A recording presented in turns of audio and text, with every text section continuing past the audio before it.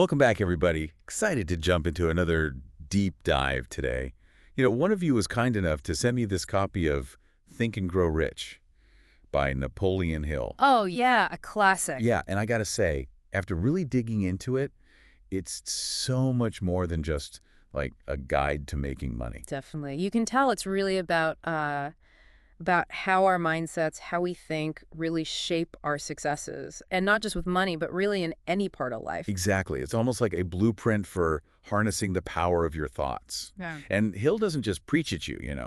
He shares stories. Yeah, tons of stories. Of real people who defied the odds, faced huge obstacles, Right. and still managed to achieve incredible things. You know what I find fascinating is how Hill kind of weaves this supreme secret to success throughout the whole book. Oh, intriguing. Yeah, he doesn't just lay it all out there plainly. Makes you work for it. Yeah, he believed it would reveal itself to readers who are ready to grasp it. Okay, so a challenge for our listeners today. Mm-hmm. See if you can spot the supreme secret as we go along. Exactly. Pay attention. It's in there somewhere. All right, game on. Let's jump right in. One of the most inspiring stories in the book is about Thomas Edison, the guy who, pretty much lit up the modern world with all his inventions. But get this, he was kicked out of school. Oh, I remember that. Yeah. Can you believe that? His teachers labeled him as having an addled mind, incapable of learning. Oh, wow. If only they knew. Right. Could you imagine someone telling Edison he wasn't bright? It's mind-boggling, and it really makes you think, right? How many other potential Edisons are out there holding themselves back because someone told them they weren't good enough, smart enough? Absolutely. It's a reminder for all of us to challenge those limiting beliefs and really embrace our own potential. You get to define your own success. You said it. And sometimes, all it takes is one supportive voice to drown out all that negativity. Oh, for sure. Hill himself experienced this firsthand. His father constantly put him down, called him the meanest boy in Wise County. But his stepmother saw something different in him. Oh, that's great. She really believed in him. She did. And get this, she actually said to his dad, he is not the meanest boy in Wise County or anywhere else. He is a very alert and intelligent boy. And all he needs is some worthy objective toward which to direct his very good mind. Wow, that's powerful. Right. Imagine the impact of those words on young Napoleon. Makes you wonder how different his life might have been without her. It really highlights the power of believing in someone. It does. Speaking of belief, W. Clement Stone, the high school dropout who built this massive insurance empire, swore by Think and Grow Rich. Oh, yeah. Stone's story is incredible. It really is. He attributed so much of his success to the principles in Hill's book. He actually even ended up working with Hill for a decade. Wow, I didn't know that. Yeah, spreading the message, of personal achievement. It's amazing. His success really adds weight to Hill's ideas. Definitely. Proof that these principles can work, for anyone willing to put in the work. To cultivate the right mindset. Absolutely. But what about someone facing complete devastation? That's where Arnold Reed's story comes in. Oh, Reed, yeah. His is a story of resilience, if I've ever heard one. It really is. Yeah. The guy was bedridden, facing financial ruin, like on the verge of death, lost everything. Rock bottom. And then a friend gave him a copy of Think and Grow Rich. Wow, what a turning point. And that book, in Hill's words, reignited his belief in himself. Sometimes all it takes is that one spark. One little spark of hope. To turn things around. And he didn't just bounce back. He went on to launch the great Commonwealth Life Insurance Company. And it became a huge success. That's incredible. Talk about the mind's ability to overcome, It's amazing what we're capable of when we tap into that inner strength. Reed's story really makes me think about Hill's message of letting go of the past, It's so easy to get stuck in those what-ifs and should-have been. Absolutely. We all do it. But Hill uses this really great analogy of erasing a tape recorder. Oh, I like that. Right. Wiping away the old recordings to make room for new, better ones. No doubt. He even shares how losing his own grand estate, which, was a symbol of success for him, brought him this sense of relief and peace of mind. Wow. It's a powerful reminder that material things don't define us. They really don't. True wealth, it comes from our mindset. From our ability to adapt and overcome. Now, this next concept is where things get really interesting. Hill talks about this thing called sex transmutation. Yeah, this one always raises eyebrows. It does. But it's important to clarify that he's not talking about suppressing sexual desire. He's suggesting that this powerful energy can be channeled redirected, Like harnessed. harnessed into creative energy, a driving Mhm. force, for artistic, intellectual, even professional pursuits. Exactly. It's about taking that intensity and focusing it on your goals. Not denying it, but transforming it. Yeah, like harnessing the intensity of a flame to create something beautiful and lasting. I love that analogy. He'll actually give some interesting examples, like the charisma of a preacher whose sermons were just full of like this fiery passion. Hmm. And he also talks about Dr. Elmer Gates, a scientist who created a personal communications room to tap into creative energy and come up with new ideas. Oh, wow. I have to try that. It's a fascinating concept, right? Shows Yeah. how channeled energy can fuel some amazing achievements. This connects to another important message in the book, being yourself. That's a big one. Hill repeatedly emphasizes this idea of finding work that truly aligns with your passions and allows you to express your authentic self. He tells this cautionary tale of a man who sold his company for a cushy corporate job. Oh, yeah, I remember that story. He had financial security, but he deeply regretted the decision. Because, He felt stifled, unfulfilled. like, he traded passion for security Exactly. and ended up unhappy. It's a good reminder to find that sweet spot, Where work aligns with your values, passions, your talents. When you do that, that's when the magic happens. Speaking of things that can hold us back, let's talk about fear. Oh, the big F. It can be so paralyzing, right? Prevent us from taking risks, Yeah. from achieving our full potential. Absolutely. Hill really dives deep into this. He outlines the 7 major fears that plague us. Fear of poverty, criticism, ill health, loss of love, loss of liberty, old age, and death. Wow, that covers a lot of ground. It does. But he doesn't just leave us hanging with these fears. He provides examples of people like Henry Ford and Dr. Edwin Land, both of whom faced immense criticism and doubt, but ultimately achieved incredible success. Right. Ford with mass production of automobiles, and Land with his instant camera. Persistence is key. Their stories really highlight that confronting our fears head-on can unlock so much potential. It's about recognizing those fears and choosing to act despite them. I understand what you're saying about confronting fears, but I do wonder if there's a balance, too. Sometimes we need to acknowledge our limitations and pick our battles. Yeah, for sure. It's not about being reckless. It's about understanding which fears are holding us back and which ones might be serving a purpose. Exactly. And luckily, we don't have to face those fears alone. Hill introduces this fantastic concept called a mastermind group. Oh, I love this idea. Me too. It's basically a gathering of like-minded individuals who support and challenge each other. To achieve their goals. Exactly. It's about leveraging the collective wisdom of the group. The power of collaboration. Right. Hill himself attributed much of his success to this principle, as did Henry Ford and Thomas Edison, They surrounded themselves with brilliant minds. to gain new perspective. Yeah. Imagine the brainstorming sessions those guys must have had. Seriously.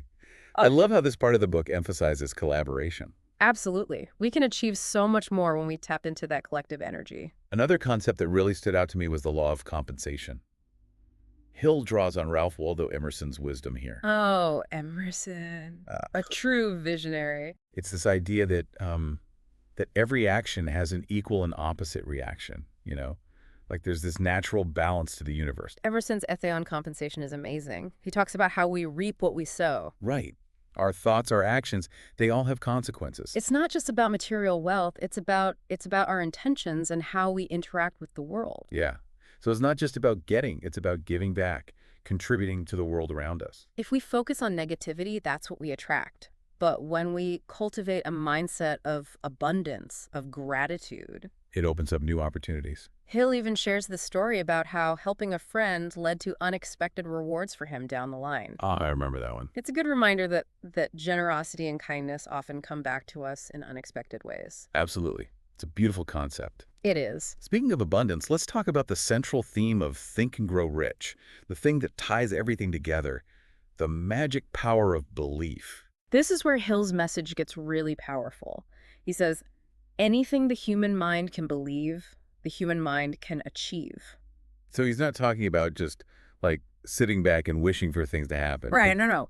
It's about having this deep conviction that fuels action. That fuels persistence. A belief so strong that it helps you overcome any obstacle. Okay, I'm starting to see how this ties into the supreme secret. I think you're getting warmer. Hill gives us all these incredible examples, right? Like art model who turned the crazy idea of putting TVs in supermarkets into $1 million business. Oh, yeah, that one's wild. And then there's McVicker, who turned doughy wallpaper cleaner into Play-Doh. Despite everyone telling him it was a dumb idea. They had an unwavering belief in their vision. And it paid off. Big time. Yeah. These stories really show how belief can turn dreams into reality. And that's where the concept of autosuggestion comes in. Autosuggestion. It's a technique for programming your subconscious mind for success. Sounds intense. It can be, Yeah. but it's incredibly powerful. He'll outline 6 steps. And you know, even the first one, writing down your goal and memorizing it, it sounds so simple. Yeah. But it's amazing how powerful that can be. When I first started my business, I did that. Wrote down my vision statement and read it every single day. Helped me stay focused, Oh, wow. even when things got tough, It's about solidifying your intention. making it feel real. What are the other steps? Well, you find a quiet space to repeat your goal out loud twice a day. Twice a day. Yep, morning and night. You create a plan for achieving your goal, and you take action immediately. So it's not just thinking, it's doing. Right, you're not just dreaming, you're taking steps no matter how small towards making it happen. Of it.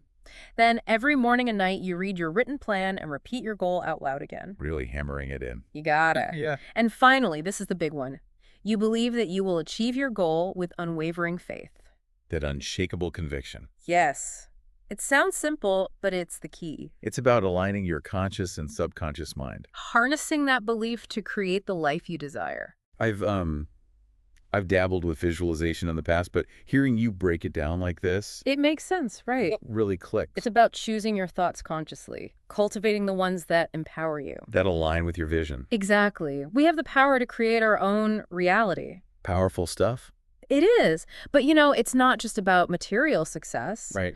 If we believe we can overcome an illness or heal a relationship, that belief can become a self-fulfilling prophecy. Oh, interesting. So it applies to all areas of life. Hill emphasizes that, yeah. It's about recognizing the incredible power of our thoughts to shape our reality It's about choosing those thoughts consciously. and cultivating the ones that empower us. Okay, so we've covered a lot here. The power of belief, letting go of the past, channeled energy, conquering fear, mastermind groups, the law of compensation, Quite a bit. But there's one more element Hill talks about. enthusiasm. Oh, enthusiasm. I can get behind that. It's contagious and persuasive. It's that spark. It gets things moving. Draws people in. Hill tells a great story about writing 2 letters asking for the same favor. Oh, tell me about it. The first one, he was focused on his own needs, very matter of fact. Got no replies. Ouch. But the second letter, it was filled with genuine enthusiasm and a desire to serve others. So he shifted his focus. Yeah, and guess what? He got responses from everyone he wrote to. That's a great example of how authentic enthusiasm is so powerful. It makes people want to be part of what you're doing. Hill believed in his mission, you can tell. Yeah. And his passion radiated outwards. It wasn't fake, you know. It was genuine. That's the key, right? Tapping into that real passion that fuels your purpose. When you do that, it attracts support, resources, opportunities That's like you become a magnet. for all the things you need to succeed. Before we wrap up this first part of our deep dive, I want to touch on this thing called Golden Rule Industries, something Hill brings up towards the end. Oh, yeah. Hill's vision for a better economic system. Rooted in the Golden Rule. Do unto others as you would have them do unto you. He imagined an organization that would provide capital and guidance to people who have great business ideas. But lack the resources. This really speaks to me, Imagine everyone having the opportunity to contribute, to build something meaningful. It's a powerful vision. Hill saw it as a way to create a fairer and more prosperous society. Where everyone benefits. It gets at the heart of his philosophy, right? Success isn't just about personal gain. It's about making a positive impact. Using your talents to uplift others. To create a better future. For everyone. Exactly. It's not just about money. Right. It's about purpose. About meaning and contribution. It's about living a life that is truly rich. That's the real legacy of Think and Grow Rich. We've only just scratched the surface, though. There's so much more to unpack. Oh, yeah, we've just gotten started. We'll dive back into Think and Grow Rich after a quick break. It's really fascinating how Hill kind of like weaves this message of holistic success throughout the whole book. You know, he doesn't just focus on financial strategies. Yep. He emphasizes personal growth, strong relationships. Right. You know, aligning your life with your values. It's like he's saying true success is about becoming the best version of ourselves in every aspect of life, not Exactly. just, our bank accounts. Exactly. It's about becoming a well-rounded individual. Yeah. And he reminds us that this journey of self-discovery and growth, it's a lifelong pursuit. It's not a destination, it's a process. Precisely. And as we evolve, and our understanding deepens, Hmm. our definition of success might even change too. Oh, that's so true. What seemed important 5 years ago might mean something completely different today. Exactly. And that's okay. Yeah. It's all part of growth. Before we move on, I have to ask, Huh. have you figured out the supreme secret yet? Ooh, good question. I'm dying to know. I think you might be getting close. Okay, Oh. I'll take that as a good sign. Let's keep digging. Mhm. Hill really emphasizes this idea that trying to be someone you're not just leads to unhappiness. Oh, absolutely. He paints such a vivid picture of what it means to be authentic, to live by your values. He actually lists 42 characteristics of people who are masters of their own destiny. 42. Yeah. And they go way beyond just financial success. He talks about integrity, self-reliance, generosity, kindness, Yeah. even having a sense of humor. He even talks about not taking yourself too seriously. Exactly. It's a good reminder that life is meant to be enjoyed. Yeah. You can be successful without being perfect. And finding joy in the journey is essential. Hill's own life, with all its ups and downs, is a testament to that idea. It really is. He always seemed to bounce back and create a life that was true to himself. It's inspiring, that resilience. That determination. One story that really stuck with me was about this really successful businessman Hill talked to, who was just like completely consumed by fear. Oh, I remember that one. The guy was terrified of losing his fortune. Even though he had millions. Even with all that wealth, he was just constantly anxious. It's amazing how fear can grip us like that. I know. And Hill asked him, if all your money were taken away today, what would you do to regain it? That's a good question. Right. And what did he say? Well, he thought about it for a moment and said, I'd go right back to doing what I was doing before I made my fortune. So he knew how to rebuild. He had the skills, the knowledge. But the fear was just robbing him of his peace of mind. He was so focused on holding on to what he had that he forgot about his power to create more. That's such a common trap, isn't it? It is. We get so caught up in our fears and insecurities that we forget about our potential for growth. So how do we break free from that? Hill suggests that we need to understand how our minds work. Okay. Recognize that our thoughts really do have the power to shape our reality. Okay. Instead of dwelling on the possibility of failure, Yeah. we should be focusing on what we want. Shift our focus. Exactly. Sure. To our vision of success. I like that. And that's where visualization comes in. Oh, yeah. Hill talks about creating a clear mental picture of what we want. Really feeling those emotions that come with achieving it. It's like immersing yourself in the experience. Making it so real in your mind that it feels inevitable. Yeah, I get that. And when we combine that vision, that vivid vision, with a deep belief that we can achieve it, then we unlock this powerful force within us. But it's almost like we attract the people and resources we need The opportunity. to make that vision a reality. Like setting a course for a destination. Okay. And trusting that the wind will fill our sails and guide us there. I love that. It's so simple yet so powerful. Hill really believed that when we commit to our purpose with unwavering faith, we tap into an incredible force, Yeah. that can help us achieve anything we set our minds to. It's about aligning ourselves with something bigger. Absolutely. And that brings us to another key principle, the importance of having a definite purpose in life. Our chief aim, as Hill calls it. Exactly. And he suggests that once we identify our chief aim, we should write it down, commit to it fully, and make it the driving force behind everything we do. Like having a guiding star. Yes. Something that keeps us focused on what truly matters. And he even provides specific techniques for overcoming procrastination. Oh, yeah. Developing self-discipline. To achieve those goals. One technique I really liked was the definite chief aim scroll. Oh, that's a good one. That's a written statement. Yeah. Of our goals, our aspirations, our vision for the future. Something we can look at every day to remind ourselves what we're working towards. Exactly. And Hill suggests we write it in the present tense. Oh, As if we've already achieved it. Instead of saying, I want to earn $1 million, you write, I am earning $1 million. So it's about aligning our thoughts and beliefs with the reality we want to create. Exactly. And he emphasizes reviewing the scroll daily, visualizing ourselves achieving those goals, and feeling the emotions that come with it, Keeping that vision alive. fueling our ambition. Makes sense. He'll also emphasize the importance of knowledge, Of learning. continuously expanding our understanding of the world and of ourselves. He believed knowledge is power, Absolutely. and that the more we learn, the more capable we become. Of reaching our goals. And he wasn't just talking about formal education, right? Right. Yeah.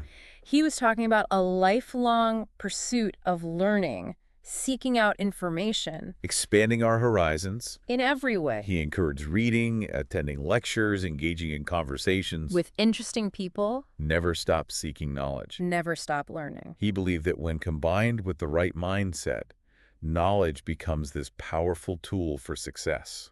It's the fuel that powers our actions. The foundation for our dream. Exactly. And that leads us to another crucial element, imagination. This is where things get really interesting for me. Imagination. I've always been fascinated by it, the power of it. It's an incredible force. Hill believed imagination is the creative faculty of the mind, right? Oh, yes. The source of all innovation and progress. He distinguishes between two types of imagination, synthetic imagination and creative imagination. Okay, so what's the difference? Well, synthetic imagination is rearranging existing ideas, Okay. combining them in new ways. It's Mhm. what we use, for problem solving, decision making. Everyday stuff. Yeah.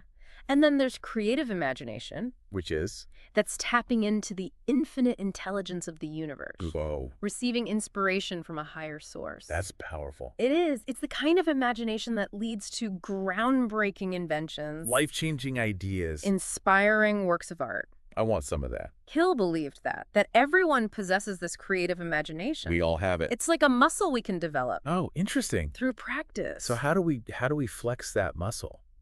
Well, he suggested spending time in nature, Okay. meditating, engaging in creative activities. Trying new things. It's about opening ourselves up to inspiration, being receptive. I like that. He also encouraged trusting our intuition, Those gut feelings. paying attention to those sudden flashes of insight. Those aha moments. Exactly. Sometimes the best ideas come when we least expect them, When we're relaxed. when our minds are quiet and receptive. It's like creating space for that creative spark to ignite. Precisely. So we've covered belief, purpose, fear, knowledge, imagination. Quite a bit. But Hill also talks about specific personal qualities that are crucial for success. Oh, yeah. He outlines 6 qualities he believes are essential for achieving any worthwhile goal. 6. Courage, self-control, a keen sense of justice, definiteness of decision, definiteness of plans, and the habit of doing more than paid for. Okay, let's break those down. Starting with courage. What did Hill have to say about that? Well, courage is, it's the willingness to face our fears, step outside of our comfort zones, and take risks to pursue our dreams. It's not the absence of fear, but the ability to act in spite of it. Exactly. Hill reminds us that fear is a natural human emotion, but we should never let it paralyze us.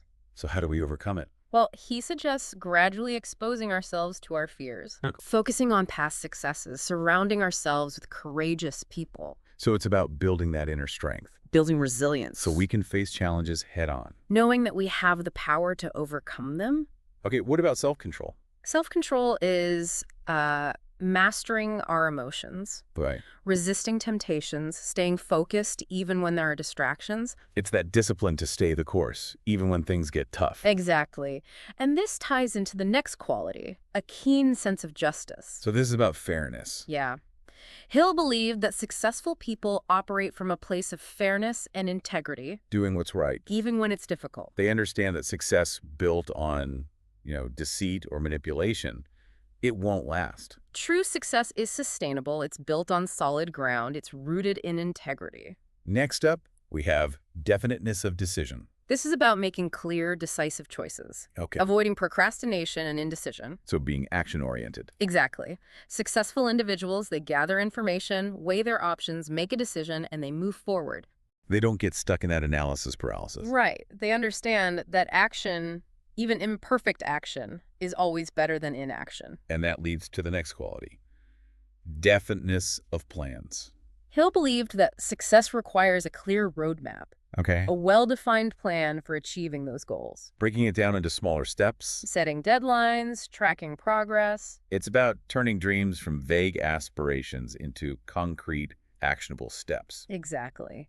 And finally, we have the habit of doing more than paid for. Going above and beyond. Yes, exceeding expectations, delivering more value than you receive. It's about operating from a place of abundance. Generosity, always striving to add value to the world. It's understanding that success isn't just about what we take, it's about what we give back. Beautifully said.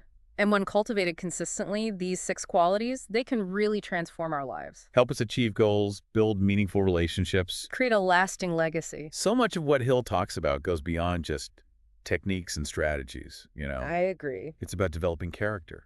Becoming the kind of person who achieves great things and makes a positive impact. It's about recognizing that true success is an inside-out process Becoming the best version of ourselves from the inside out. and letting that inner transformation manifest in our external world. Beautifully put. And that brings us back to the power of belief, The central theme. of think and grow rich. It all comes back to that. Our beliefs really do shape our reality, They create our future.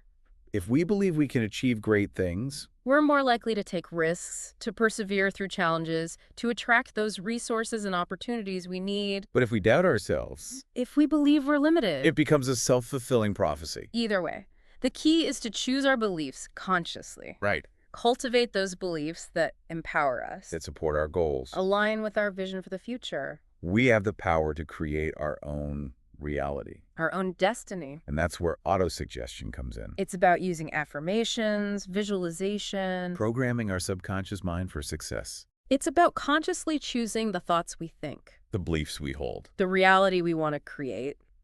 Powerful stuff. It is. We've talked a lot about the content of the book, Yeah. but I'm curious, what do you think makes Hill's writing style so compelling, so engaging? Why do you think this book has stood the test of time? Well, I think Hill was a master storyteller. Oh, absolutely. He doesn't just talk about these abstract concepts. He brings them to life. He weaves in these anecdotes, personal experiences, historical examples. He makes them relatable. His writing is just infused with this optimism, this sense of possibility. And an unwavering belief in the power of the human spirit. You can't help but feel inspired Motivated. to create a life that's more aligned with your potential. His writing is also incredibly practical. Oh, totally. He gives you tools you can actually use. Specific techniques, exercises. It's like he's giving you a toolbox to build the life you want. He encourages experimentation, Yeah. finding what works best for you, adapting the principles to your own unique circumstances. He understood there's no one-size-fits-all approach. It's about taking the principles, the ideas, the inspiration, and making them your own. Finding your own unique path. He gives you the framework, Yeah, but you get to build your own masterpiece. I like that. There's one more element I find really fascinating. What's that?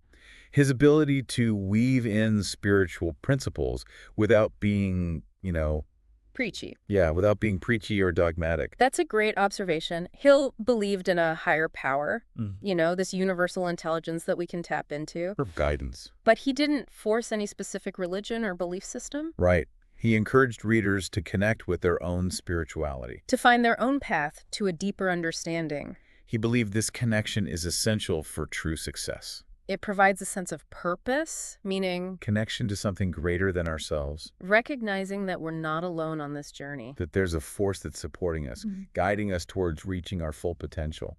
And I think this spiritual element adds a depth and a resonance to his work that contributes to its enduring appeal. It's about connecting with something beyond the material world. With our hearts, our souls, our deepest aspirations. It's about recognizing that true success encompasses so much more than just money or possessions. It's about living a life of purpose, meaning, and contribution. That's the true legacy of Think and Grow Rich. It's about aligning ourselves with that universal energy, with that creative force that flows through all of us. And when we do that, when we tap into that power, that's when the magic really happens. That's when we start seeing those synchronicities, those seemingly coincidental events that just line up perfectly Oh, I know exactly what you mean. to support our goals. Have you ever experienced that? Absolutely, yeah. It's as if the universe conspires to help us, Yeah, when we're of clear course. about our purpose and aligned with our highest good. Okay, so we've explored just about every nook and cranny of Think and Grow Rich. I've covered a lot of ground. But before we wrap up, I want to circle back to that supreme secret Ah! that Hill keeps teasing us with. The secret that unlocks it all. Drumroll, please. Have you figured it out? I believe so. Okay, I'm going to go out on a limb here and say that the supreme secret is the power of belief itself. Precisely. It's that unwavering conviction that we can achieve anything we set our minds to.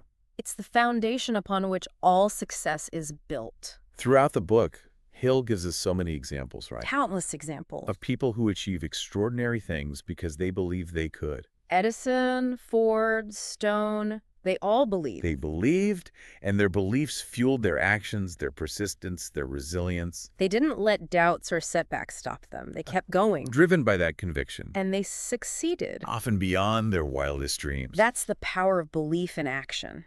It's not just wishful thinking. It's a deep knowing that we are capable of amazing things. And that belief, combined with action, persistence, and all the other principles Hill talks about, becomes an unstoppable force. It's the key to unlocking our full potential. To creating a life of purpose, meaning, and abundance. You know, it's interesting that Hill doesn't just come right out and say it. Yeah, I thought that was curious. Why do you think that is? Maybe he wanted us to discover it for ourselves. Through our own exploration? To really internalize it. I think you're right. It's like he's inviting us on this journey of self-discovery, a quest to uncover the power that lies within each of us. And that, to me, is the true gift of Think and Grow Rich. It's not just a book about success, it's a guide to becoming the best versions of ourselves. So as we wrap up this deep dive into Think and Grow Rich, I want to leave you with one final thought. What seemingly impossible dream do you believe in? What's one step you can take today to turn that belief into action? Thanks for joining us on this journey. Remember, the path to success is a lifelong pursuit. Keep learning, keep growing, and keep believing in the power of your dreams.